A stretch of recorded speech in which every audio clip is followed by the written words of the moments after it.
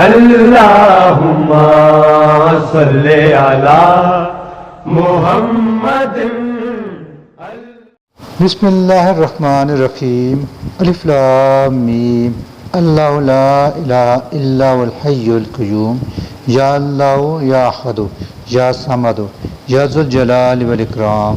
تجھ سے دعا ہے کہ تو ہمیں آپس میں خلوص و محبت اور انکساری سے ملنے اور عفو و درگزر سے کام لینے والا بنا دے، اور ایک دوسرے کی عزت اور تکریم کرنے کی توفیق عطا فرما دے. اپنے رویوں میں نرمی اختیار کرنے والا بنا دے. ہمیں اور ہماری آنے والی نسلوں کو رشتوں کی اہمیت کو سمجھنے اور نبھانے کی توفیق عطا فرما دے.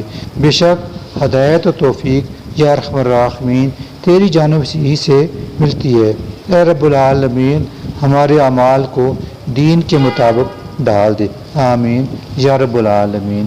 آج میں آپ کو دشمن کے شر و فساد سے محفوظ رہنے کا قرآنی وظیفہ بتاؤں گا. بہت آسان عمل ہے، آپ اس عمل کو باقاعدگی سے کرنا شروع کریں. دشمن کے ہر قسم کے شر و فساد سے محفوظ رہیں گے. دشمن آپ کے خلاف بولنا چاہے گا، بول نہ سکے گا، یعنی اس کی زبان بندی ہو جائے گی. وہ آپ کے خلاف کسی بھی قسم کی نقصان پہنچانے والی واردات نہیں کر سکے گا.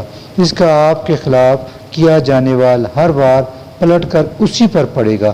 آپ کو کرنا یہ ہے کہ سورہ کوثر کی آخری آیت اِنَّ شَانِئَکَ هُوَ الْأَبْتَرُ آپ نے عشاء کی نماز کے بعد باقاعدگی سے 21 بار پڑھنی ہے، اور دل ہی دل میں دشمن کے شر و فساد سے محفوظ رہنے کی دعا مانگتے رہنا ہے.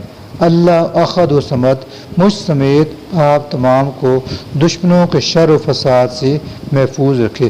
آمین یا رب العالمین. اللہم صلی علی